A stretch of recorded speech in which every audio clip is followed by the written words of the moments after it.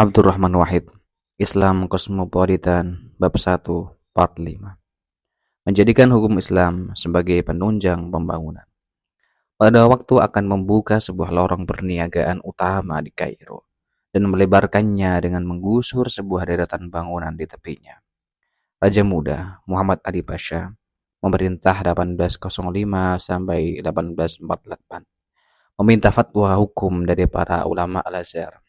Jawabannya adalah perkenan mereka apabila lebar jalanan tersebut tidak melebihi kebutuhan lalu lintas dua arah dengan alat pengangkutan paling umum waktu itu, yaitu onta dengan dua sekedup atau keranjang yang digantungkan di kedua sisi onta, lebih kurang 8 meter lebar jalan.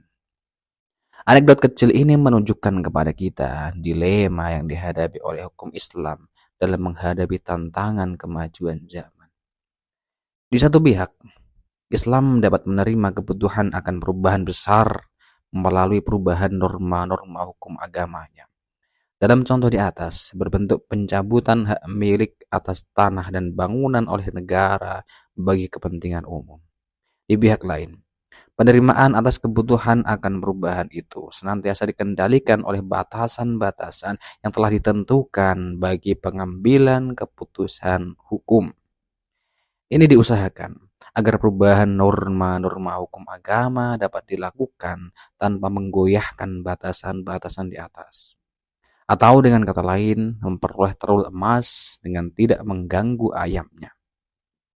Dilema ini, yang tidak hanya menjadi monopoli Islam saja, dapat ditemukan gemanya bahkan hingga dalam penyusunan batasan-batasan itu sendiri.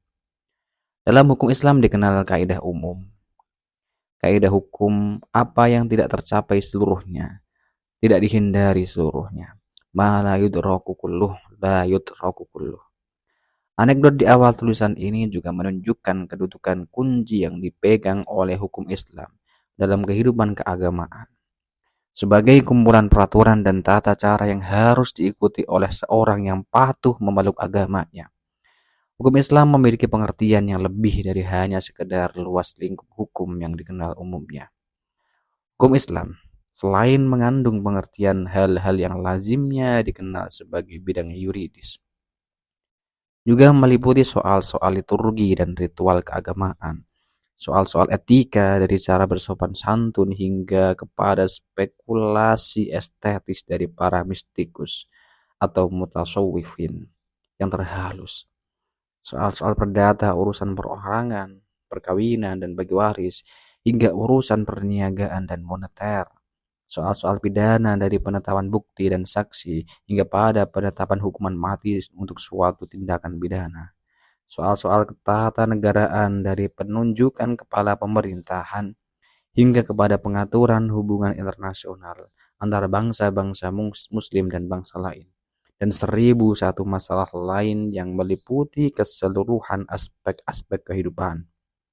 Karenanya, apa yang secara sederhana dinyatakan dengan istilah hukum Islam, sebenarnya lebih tepat dinamai keseluruhan tata kehidupan dalam Islam.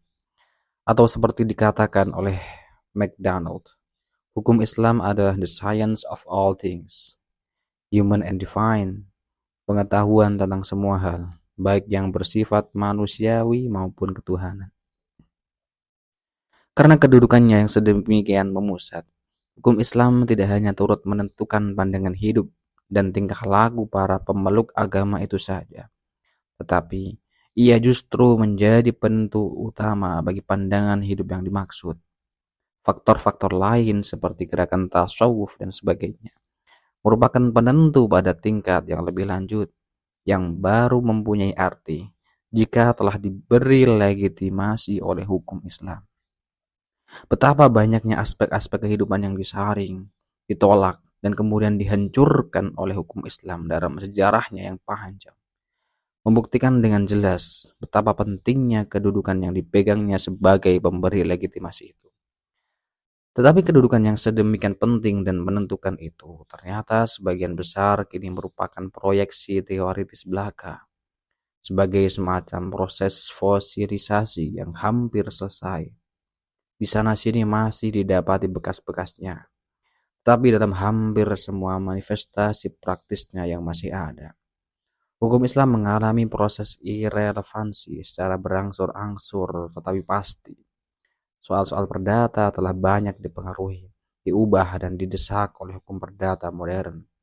Ketentuan-ketentuan pidananya hampir secara keseluruhan telah diganti oleh hukum pidana modern. Hukum ketatanegaraan dan internasionalnya hampir-hampir tidak diketahui orang lagi. Tinggal lagi soal-soal ibadat yang masih mendapat tempat sepenuhnya dalam kehidupan. Itu pun dalam kadar dan intensitas yang semakin berkurang dan bergantung kepada kemauan perorangan para pemeluk agama Islam yang masih taat.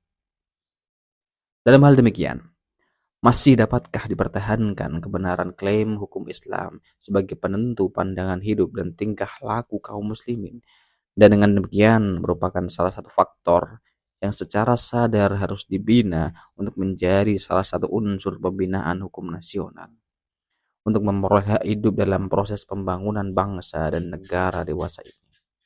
Apakah yang dapat dilakukan jika tidak memiliki relevansi dalam kehidupan di masa modern ini? Walaupun dalam praktiknya tidak lagi berperan secara penuh dan menyeluruh, hukum Islam masih memiliki arti besar bagi kehidupan para pemeluknya. Pertama, sebagaimana dikemukakan di atas, turut menciptakan nilai-nilai yang mengatur kehidupan mereka. Minimal dengan menetapkan apa yang harus dianggap baik dan buruk, apa yang menjadi perintah, anjuran, perkenaan, dan larangan agama. Keseluruhan pandangan hidup umat Islam ditentukan oleh tanggapan masing-masing atas nilai tata nilai tersebut. Hal mana pada gilirannya berarti pengaruh atas pilihan segi-segi kehidupan yang dianggap penting dan atas cara mereka memperlakukan masa depan kehidupan mereka sendiri. Kedua, dengan melalui proses yang berlangsung lama, banyak keputusan hukum, bahkan unsur-unsur jurisprudensial dari hukum Islam telah diserap dan menjadi bagian hukum positif yang berlaku. Manifestasi dari penyerapan ini antara lain dapat dilihat pada berlakunya hukum perkawinan dan hukum waris Islam di beberapa negara, termasuk di beberapa bagian dari negara ini. Di Mesir, unsur-unsur hukum Islam diserap hingga bahkan oleh hukum pidana dan hukum acara murafaat modern. Ketiga, dengan masih adanya golongan-golongan yang memiliki aspirasi teokratis di kalangan umat Islam dari berbagai negeri, penerapan hukum Islam secara penuh masih menjadi slogan perjuangan yang memiliki appeal cukup besar. Dan dengan demikian, ia menjadi bagian dari manifestasi kenegaraan Islam yang masih harus ditegakkan di masa depan. Betapa jauhnya pun masa depan itu sendiri berada dalam perspektif sejarah. Karena ketiga sebab di atas, di samping sebab-sebab lainnya, hukum Islam masih memiliki peranan cukup besar dalam kehidupan bangsa kita. Peranan itu dewasa ini masih bersifat statis, dalam arti masih berbentuk pos pertahanan untuk mempertahankan identitas keislaman dari pengaruh non-Islam, terutama yang bersifat sekuler. Justru watak statis inilah yang menjadikan hukum Islam hanya berperan negatif dalam kehidupan hukum di negara kita dewasa ini. Sebagai alat penahan lajunya proses sekularisasi kehidupan yang berlangsung semakin merata. Hukum Islam tak dapat berperan banyak, dibatasi dan diikat oleh sifat bertahannya itu sendiri. Peran itu pun coraknya sebagian besar hanyalah bersifat represif, melarang ini dan menentang itu. Atau dengan kata lain, yang diungkapkan oleh sebagian pemikir Islam sendiri. Hukum Islam barulah berkarya menolak kemungkaran, kebatilan, dan kemaksiatan, dan belum mampu menjadi penganjur kebaikan dalam artinya yang luas. Corak pemikiran tentang hukum Islam di negeri ini pun dengan demikian masih banyak yang bersifat apologetis, hanya mampu mencanangkan suatu gambar dunia terlalu ideal, di mana hukum Islam ditandaskan dapat memberikan kebahagiaan hidup duniawi dan ukhrawi. Dunia di mana merupakan kota Tuhan, civitas Dei, yang masih jauh dari jangkauan masa kini. Dengan kebutuhan dan persoalan-persoalan akutnya yang memerlukan penggarapan dan pemecahan segera. Herankah kita jika hukum Islam lalu kehilangan relevansinya dengan perkembangan kehidupan di sekitarnya? Untuk memperoleh relevansi tersebut, hukum Islam harus mampu mengembangkan watak dinamis bagi dirinya, di antaranya dengan mampu menjadikan dirinya penunjang perkembangan hukum nasional di alam pembangunan ini. Watak dinamis ini hanya dapat dimiliki jika hukum Islam meletakkan titik berat perhatiannya kepada soal-soal duniawi yang menggeluti kehidupan bangsa kita dewasa ini dan memberikan pemecahan bagi persoalan-persoalan hidup aktual yang dihadapi di masa kini. Dengan demikian, hukum Islam dituntut untuk mengembangkan diri dalam sebuah proses yang bersifat cair, fluid situation, dan tidak hanya terikat pada gambaran dunia khoyal yang menurut teori telah tercipta di masa lampau.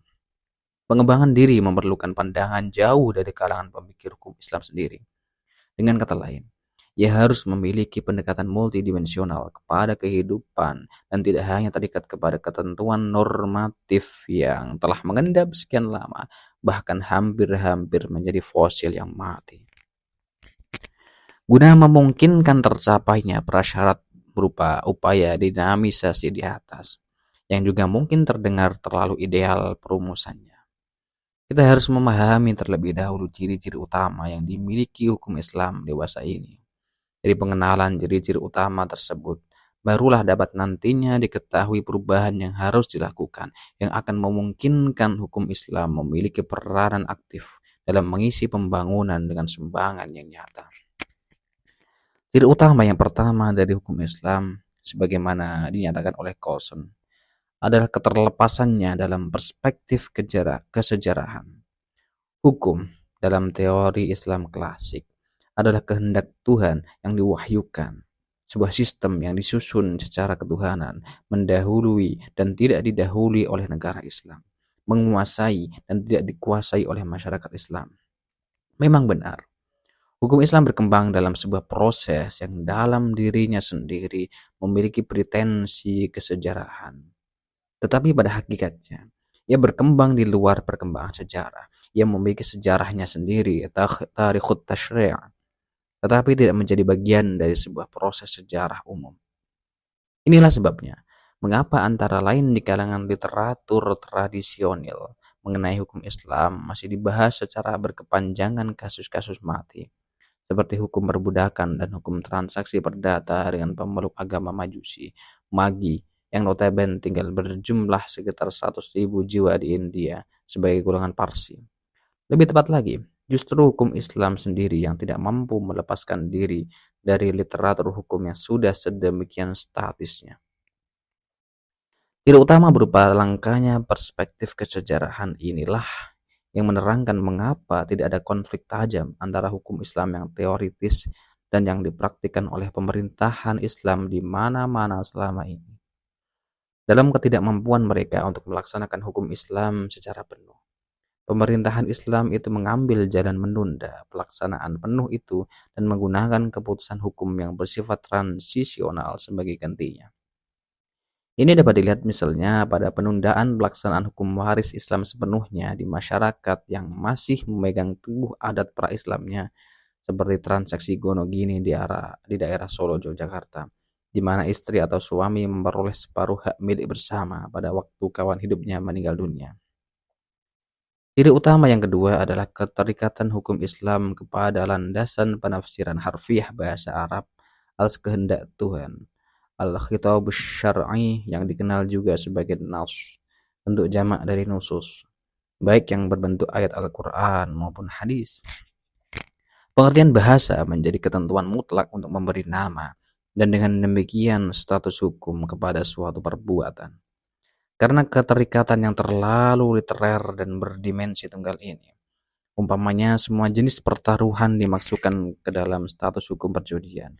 Karena kata al-maisir tidak memiliki konotasi dalam sebuah kata, hanya dapat dilakukan dengan kehendak Tuhan pula. Definisi-definisi yang dibuat untuk membatasi status hukum dan suatu perbuatan karena keterikatan kepada penafsiran linguistik yang ketat dan kaku ini, pada akhirnya meniadakan kemungkinan pengembangan pola diversifikatif dan multidimensional bagi hukum Islam. Ada suatu hal yang menarik, bahwa ekspresi tertinggi dari pengalaman rohaniah para mistikus mutasawwifin justru tercapai jika mereka mampu menggambarkan ekstasi mereka dengan bahasa yang bebas. Dalam kenyataannya, memang hanya merekalah yang mampu mencetuskan revolusi pembebasan terminologi dari Yang keempat, konotasi linguistik pandangan yang ketat tentang dan hubungan tradisional individu dan itu pun masyarakat. untuk waktu yang tidak terlalu lama. Karena tingginya kedudukan Justru manusia dalam dalam kehidupan penegasan semesta, dominasi pengertian maka literer dari manusia sebagai terminologi yang individu digunakan harus inilah memperoleh perlakuan berlangsung yang perjuangan sengit seimbang dengan pihak kaum kedudukannya pihak itu. hukum Islam Individu dalam memiliki mengekang hak para dasar yang mistikus tidak itu dapat dari dilanggar penyelewengan tanpa pengertian tersebut. meremehkan arti dirinya sebagai Dalam manusia. kegagalan menilai akibat Hak-hak jauh dasar dari itu ciri yang dalam kedua konteks inilah lain disebut terlihat hak-hak asasi ketidakberhasilan manusia atau reformasi HAM, yang dilancarkan menyangkut di bidang perlindungan hukum Islam hukum, selama ini. keadilan perlakuan, Reformasi Asy-Syafi'i yang penyediaan meninggal kebutuhan 204 Hijriah pokok, atau peningkatan 820 Masehi kecerdasan, pemberian berhasil kesempatan yang menghilangkan cara sama dan pengambilan kebebasan keputusan untuk yang bersimpang menyatakan siur. pendapat, Metodenya yang keyakinan, dikenal dan dengan keimanan, nama di samping kebebasan untuk Thariqul berserikat dan Istiqra berusaha. berhasil menyederhanakan Dalam proses mewujudkan tersebut semua menjadi haknya sebuah itu, sistem yang kemudian individu haruslah dikenal sebagai mampu melihat jurisprudensi keterbatasan atau usul masyarakat fiqh di mana ia sebagai hidup manifestasi untuk dalam karya menyediakan dan jurisprudensinya memenuhi yang kebutuhan monumental semua Ar-Risalah. warganya. Tapi Karena usaha itu, Asy-Syafi'i itu sendiri setiap akhirnya tidak individu harus berhasil tunduk kepada asas mengelakkan pemeliharaan proses keseimbangan irelevansi antara hukum agama kebutuhannya sendiri sebagai dan akibat kebutuhan keterikatan masyarakat. kepada konotasi Tetapi, bahasa yang terlalu ketundukan terang. itu sama sekali tidak Demikian pula berarti adanya hak usaha-usaha masyarakat selanjutnya untuk menangguhkan hak-hak dasar individu yang telah Demikian dikemukakan di pula atas. usaha-usaha selanjutnya Bahkan, ketundukan itu berkesudahan sendiri pada gerakan mengandung arti reformasi kewajiban Muhammadiyah masyarakat untuk dan gerakan menjunjung tinggi hak-hak fundamentalisme dasar itu. persis di negeri kita. Yang terjadi karena Sejauh ini, penyerahan usaha-usaha sebagian dari penyegaran kebutuhan hukum individu agama kepada itu ketentuan masih memiliki masyarakat, watak menuntut sektarian pula dan hanya perlindungan yang berhasil lebih jelas menyegarkan dari satu masyarakat itu aspek kehidupan sendiri belaka. kepada Karena kepentingan warga pendekatannya yang masyarakat berdimensi sebagai tunggal. individu.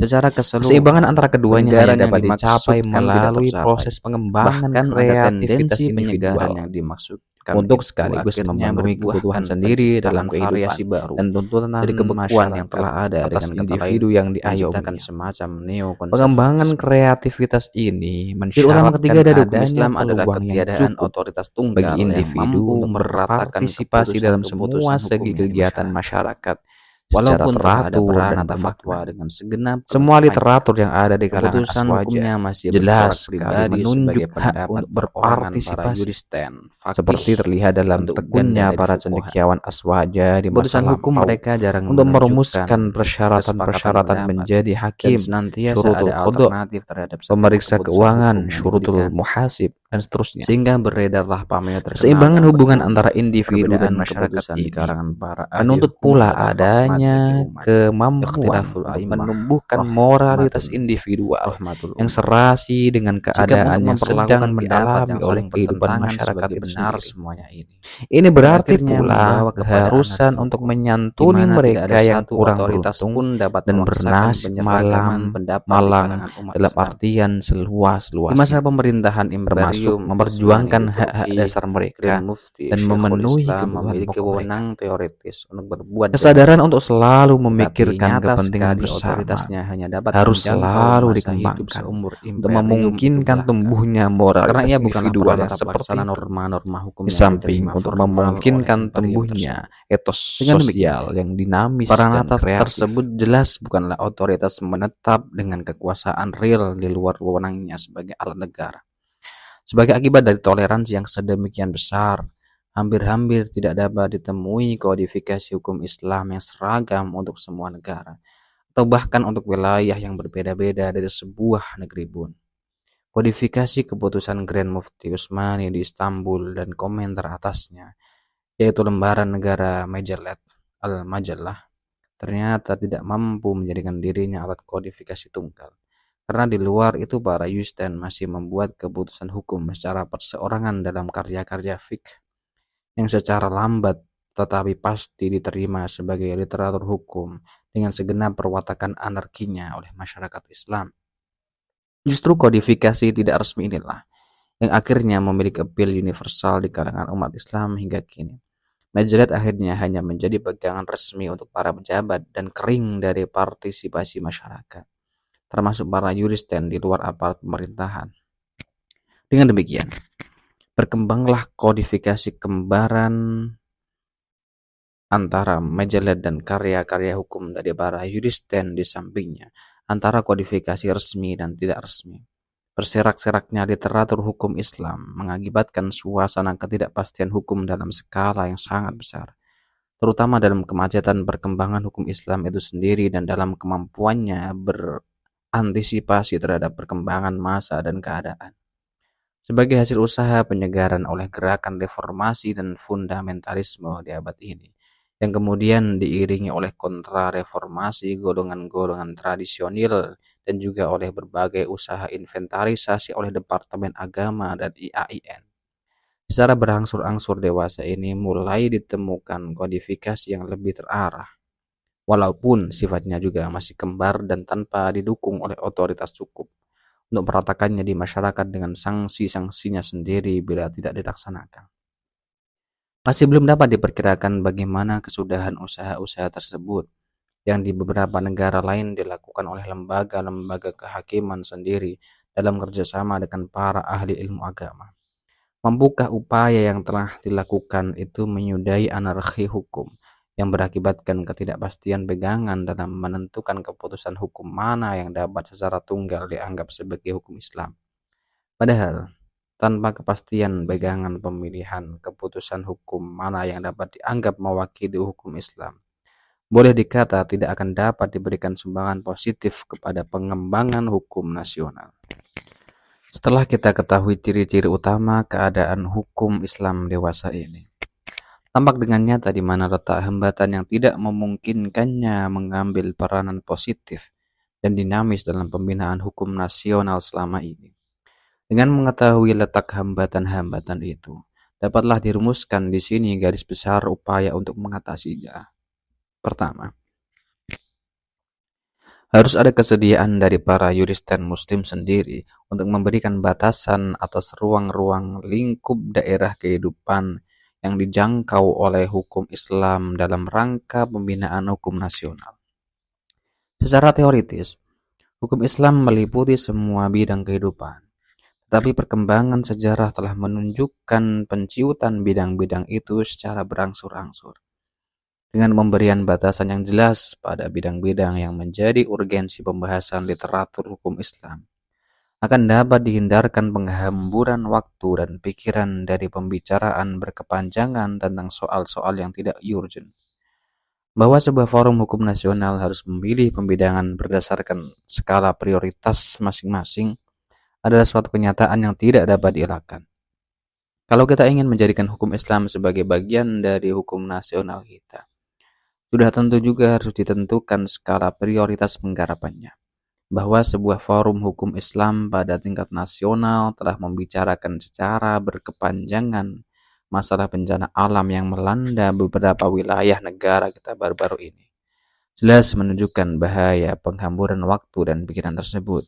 Jika tidak segera ditetapkan pembidangan menurut skala prioritas akan menghilangkan arti upaya mengintegrasikan hukum Islam ke dalam hukum nasional.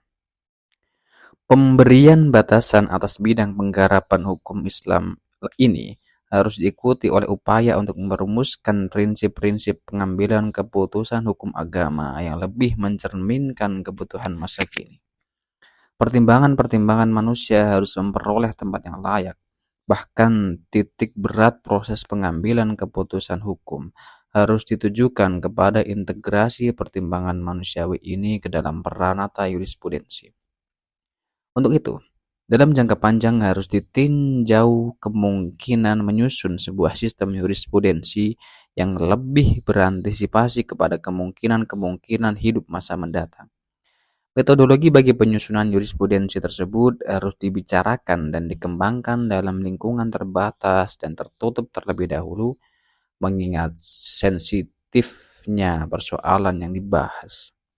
Soal-soal seperti bagaimana menyelesaikan pertentangan lahiriah antara fakta ilmiah dan wahyu Tuhan beserta penafsiran letterliknya selama ini harus dibicarakan secara mendalam guna memungkinkan terbentuknya metodologi yang memuaskan bagi penyusunan jurisprudensi yang dimaksudkan di atas. Sebagai contoh, Benarkah larangan takut akan kemelaratan khosyatul imlak berlaku secara massal khitab am sehingga secara total masyarakat harus meninggalkan upaya membatasi kelahiran? Walaupun nyata-nyata telah tampak bahaya ledakan penduduk, bukankah larangan tersebut lebih realistis jika ditunjukkan kepada perorangan muslim guna menahan mereka dari sikap hidup fatalistis dan memerintahkan mereka untuk bekerja keras guna merebut rezeki yang telah dijanjikan oleh Tuhan? Kalau pembedaan antara pengertian massal mafhum am dan individual mafhum khas ini dapat diterima, di manakah harus ditarik garis pemisah antara keduanya? Sebuah lembaga harus mendirikan yang baru atau menggunakan yang telah ada untuk tujuan penyusunan metodologi ini, sehingga ada peranata yang secara sadar dan berencana berusaha menyegarkan jurisprudensi yang telah ada hingga datang waktunya ditetapkan jurisprudensi baru nanti.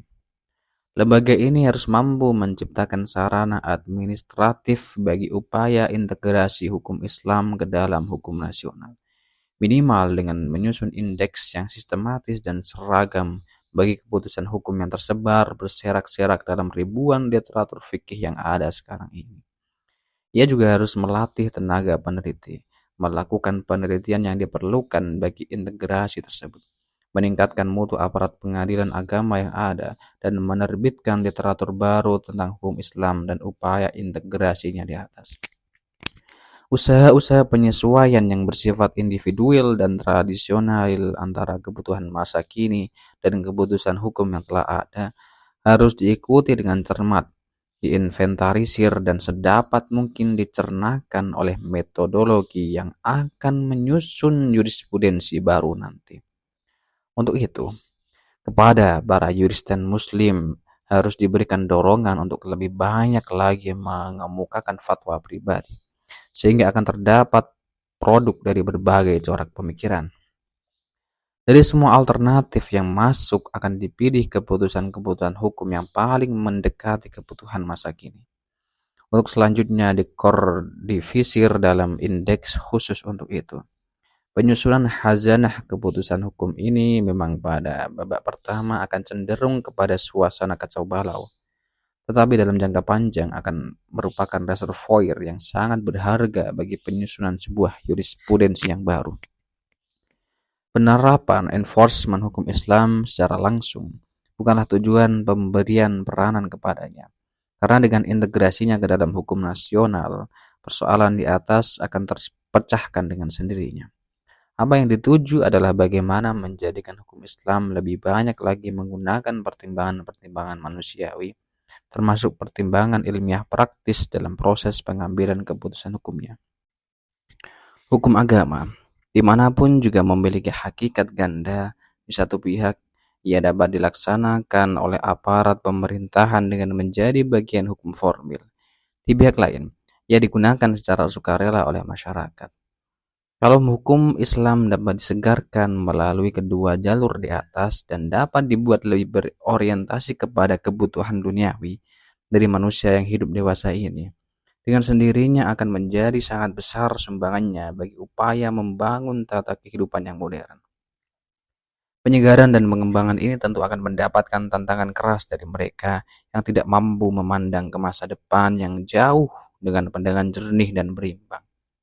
Tetapi hukum Islam memiliki arah perkembangan sendiri yang tidak mutlak bergantung kepada kemauan suatu kelompok, atau sebagai dikatakan oleh MacDonald, law is greater than lawyers, and it works in the end justice and life.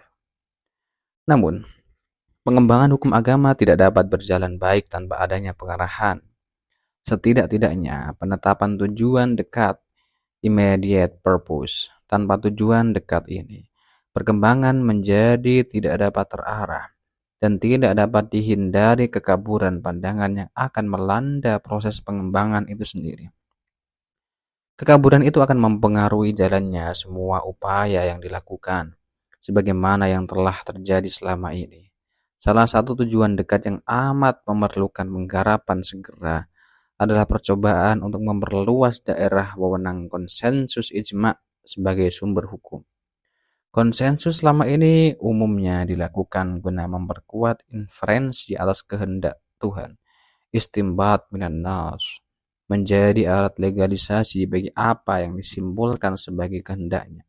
Tetapi dalam teori tradisional tentang konsensus, terdapat sebuah mekanisme sederhana yang memungkinkan penyegaran relatif bagi pembuatan keputusan hukum, yaitu konsensus atas kesimpulan yang memodifikasi pengertian letterlek dari kehendak Tuhan. Mekanisme ini sederhana, tetapi digunakan untuk membuat interpretasi baru atas diktum-diktum yang telah ada.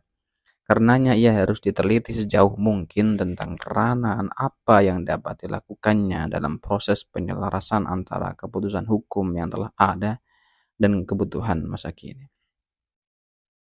Penetapan tujuan dekat semacam inilah yang sebenarnya menjadi tujuan tulisan ini. Karena daripadanya lah bermula proses penyegaran sebagaimana digambarkan di atas. Pengembangan dan penyegaran hukum Islam amat diperlukan. Karena seperti dikatakan oleh seorang sarjana muslim sendiri, persatuan Islam telah dipelihara melalui pemeliharaan oleh syariah. Walaupun tidak ada kekuasaan politik tunggal yang memerintah seluruh dunia Islam, hukum yang bersamaan tetap dijalankan di pengadilan-pengadilan Maroko sebagaimana di India Utara. Pemerintahan oleh hukum Tuhanlah yang terus-menerus memelihara kesatuan komunitas Islam dan menjamin watak keislamannya. Ajakan kepada pengembangan dan penyegaran ini bukanlah ajakan untuk merombak hukum Islam. Ajakan seperti itu tidak lain hanya akan menempatkan hukum Islam kepada kebutuhan sesaat, kepada kehendak manusia yang senantiasa berubah-ubah. Yang dimaksudkan adalah upaya untuk membuatnya lebih peka kepada kebutuhan-kebutuhan manusiawi masa kini dan di masa depan. Dengan kepekaan tersebut, hukum Islam sendiri akan senantiasa mengadakan penyusulan sekedar yang diperlukan.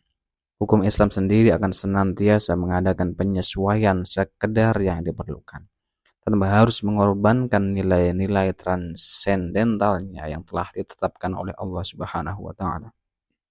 Dengan demikian, kepekaan itu akan dapatlah hukum Islam turut memberikan sumbangannya kepada pembangunan bangsa, yaitu dengan menciptakan nilai-nilai kehidupan yang dinamis, tetapi dilandasi oleh kesadaran akan keharusan bagi manusia untuk berupaya dalam batas-batas kemampuannya sebagai makhluk belaka.